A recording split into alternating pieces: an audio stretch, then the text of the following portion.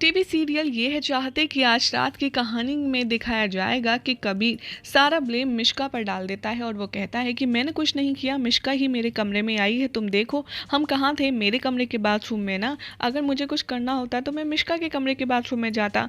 अहाना को ये बात थोड़ी ठीक लगती है। वो मिश्का से पूछती है कि मिश आखिर सच क्या है। यहाँ पर मिश्का अटकती है, कुछ कह नहीं पाती। इसी बीच में अहाना मिश्का के जोरदार थप्पड़ लगा देती है, जिसे देखकर मिश्का, प्रिशा, रुद्राक्ष काफी ज्यादा सरप्राइज हो जाते हैं।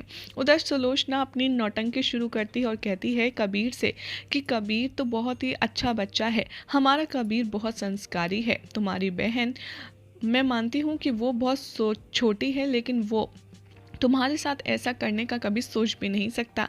एक तो तुम उसकी होने वाली पत्नी की बहन हो, दूसरा वो तुम्हें खुद अपनी छोटी बहन जैसा मानता है। आखिर हमारा कबीर ऐसा सोच भी नहीं सकता। और अहाना को दिखाते हुए कहती है कि देखो अहाना कितनी संस्कारी है, भगवान के लिए मिश्का बेटा दोबारा ऐसा तुम मत करना, और वगैरह वगैरह कहती है, जिससे मिश्का को बहुत ज़्यादा बुरा लगता है। जैसे ही मिश्का इंटरप्ट करती है वो कहती है 1 मिनट बेटा, मैं बात कर रही हूँ ना, और मिश्का को बोलने नहीं देती। और अहाना उस पर चीखती है, चिल्लाती है और उसे अपने रूम से बाहर निकलने की धमकी देती है। उधर प्रिशा अहाना के लेक्चर के बाद पीछे पीछे जाएगी मिश्का के, और साथ में रुद्राक्ष भी होगा। वो प्रिशा जाएगी मिश्का के करीब और कहेगी I am really very sorry Ahana, की वजह से तुम्हें इतना सब कुछ सहना पड़ा। तभी यहाँ पर मिश्का कहती है अरे यार तुम क्यों सॉरी बोल रही हो, तुम्हारी तो कोई गलती ही नहीं है। मुझे तो ये समझ नहीं आ रहा कि ये आदमी अचानक से इतना बदल कैसे गया। And in fact I am sorry कि हमारा प्लान फेल हो गया। पीछे रुद्राक्ष खड़ा होता है और प्लान का नाम सुनकर बहुत ज़्यादा शॉक्ड हो जाता है। वो कहता है प्लान फेल हो गया, 1 मिनट। तो यहाँ पर मिश्का कहती है कि नहीं नहीं रुद्राक्ष, कुछ नहीं। प्रिशा से पूछता है रुद्र। प्रिशा कहती है कि रुद्र मैं तुम्हें सब कुछ सच बताने ही वाली थी। तो रुद्राक्ष गुस्से में आ जाता है और कहता है कि नहीं अब तुम कुछ नहीं बताओगी, तुम सिर्फ मेरी सुनोगी, और उसे घसीटता हुआ अपने कमरे में ले जाता है। यहाँ पर कहता है रुद्राक्ष मुझे समझ नहीं आता कि मैं तुमसे कैसे समझाऊं। मैंने तुम्हारे हाथ जोड़कर तुम्हें गले लगा करके तुम्हें सब तरीके से बता दिया कि तुम ऐसा मत करो। कबीर और सुलोचना माँ हमारे घर का हिस्सा हैं, लेकिन तुम हो कि अपनी हरकतों से बाज आती ही नहीं हो।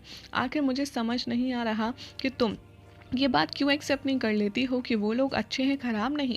अब वो इस फैमिली का पार्ट है। मैं जानता हूँ तुम्हें उन्हें एक्सेप्ट करना बहुत ज़्यादा मुश्किल है, तुम उन्हें पसंद भी नहीं करती, लेकिन वो अब मेरी फैमिली का पार्ट है।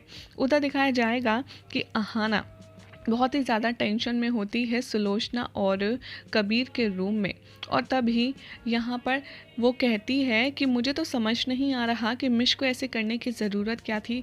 तो यहाँ पर सुलोचना फिर से मौके का फ़ायदा उठा करके मिश्का के खिलाफ उसके कान भरने की कोशिश करती है और कहती है कि देखो बेटा, अब अपनी छोटी बहन के लिए मन में ज़्यादा मैल मत रखो, वो तो बहुत छोटी है, हो जाती हैं इस उम्र में ऐसी गलतियाँ।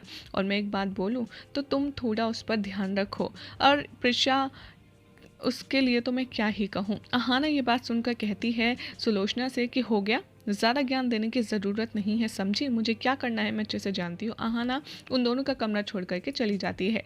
कबीर उठकर जल्दी से रूम लॉक करता है और कहता है कि माँ, आप तो माँ नहीं बल्कि भगवान हो, आज मुझे आपने कितनी बार बचा लिया। तो यहाँ पर सुलोचना कहती है कि भगवान भगवान कुछ नहीं, आज हमारा नसीब हमारे साथ था, इसलिए मैंने तुझे बचा लिया। यहाँ पर फ्लैशबैक में दिखाया जाएगा कि सुलोचना कबीर को बताती है कि जब प्रिशा फ़ोन पर मिश्का को कह रही थी कि कबीर आ रहा है, तुम तैयार हो जाओ, वो सारी बातें सुलोचना ने सुन ली थी और कबीर को रास्ते में ही रोक लिया था।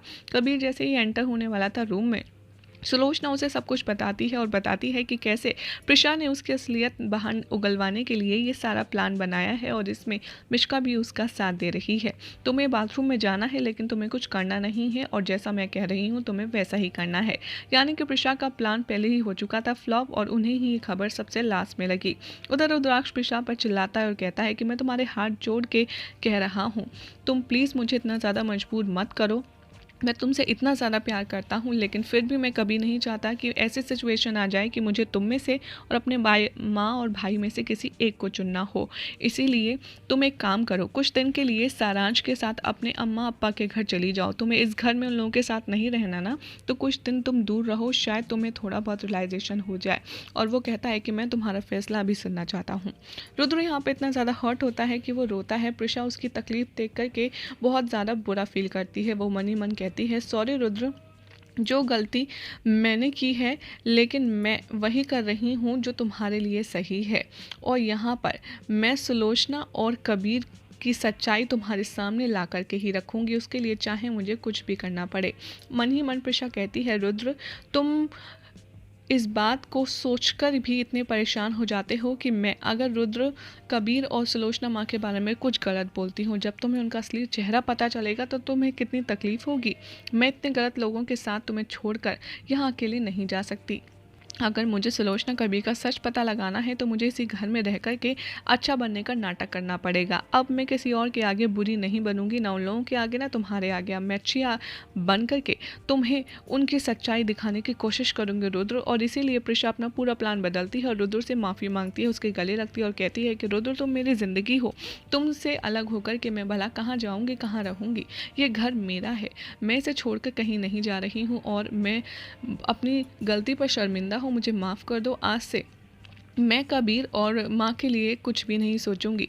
अगर तुम चाहो तो मैं उन दोनों से भी माफ़ी मांग सकती हूँ। रुद्र कहता है कि नहीं प्रिशा, मैं समझता हूँ कि तुम इस घर के लिए कंसर्न हो, तुम काफ़ी ज़्यादा टेंशन में रहती हो, लेकिन फिर भी वो मेरे माँ और भाई हैं, तुम उन पर भरोसा करो।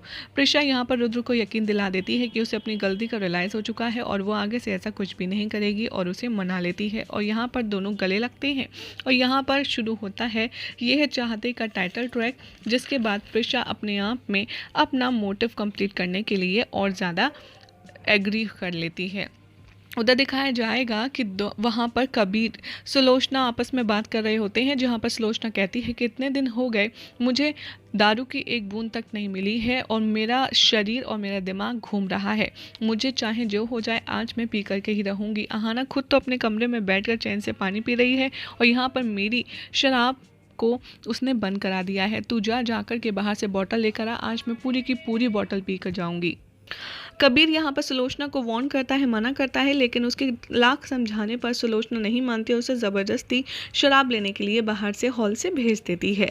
उधर प्रसाद रुद्राक्ष को सरप्राइज देती है और अपना पूरा रूम उसने खूबसूरत बलून और फ्लावर से डेकोरेट किया होता है और वो अपना प्यार जाहिर करती है और कहती है कि मैं जानती हूँ मेरे किए गए चीज़ों से तुम्हें बहुत ज़्यादा तकलीफ पहुँचती है, लेकिन मैं अब ऐसे कोई काम नहीं करूँगी जिसकी वजह से तुम्हें परेशानी हो। एंड आई प्रॉमिस मैं तुम्हारा साथ हमेशा दूंगी और कभी भी कुछ ऐसा नहीं करूँगी जिसकी वजह से तुम मुझ पर गुस्सा करो।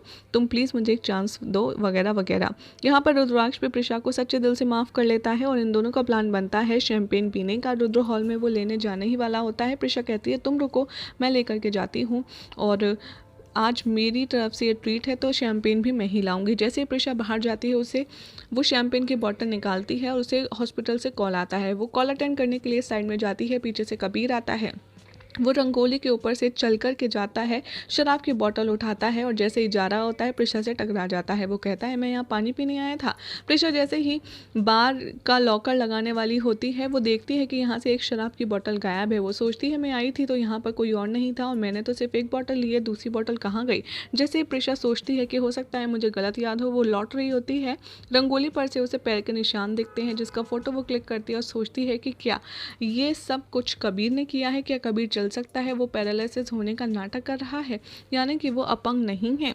प्रिशा को बहुत ज़्यादा शक हो जाता है और वो फ़ोटो क्लिक करके कहती है कि जब तक मेरे पास कोई सबूत नहीं होगा मैं रुद्र से कुछ नहीं करूँगी, क्योंकि इस बार मैं झूठी नहीं बनना चाहती। अगली सुबह यहाँ पर ब्रेकफास्ट कर रहे होंगे सब और सुलोचना कहती है रुद्र से कि अब हमें शादी भी जल्द से जल्द कर लेनी चाहिए और अच्छा सा मुहूर्त देकर कि हम इन दोनों की शादी कर लेते हैं। अहाना यहाँ पर शारदा भी ऑब्जेक्शन करते हैं, लेकिन रुद्र इतना ज़्यादा एक्साइटेड होता है कि उन दोनों की ना को हाँ में बदल देता है। यहाँ पर प्रिशा कहती है कि चाहे जो हो जाए मुझे शादी रोकनी होगी और कैसे भी करके इस माँ बेटे के खिलाफ कोई ना कोई सबूत इकट्ठा ज़रूर करना होगा।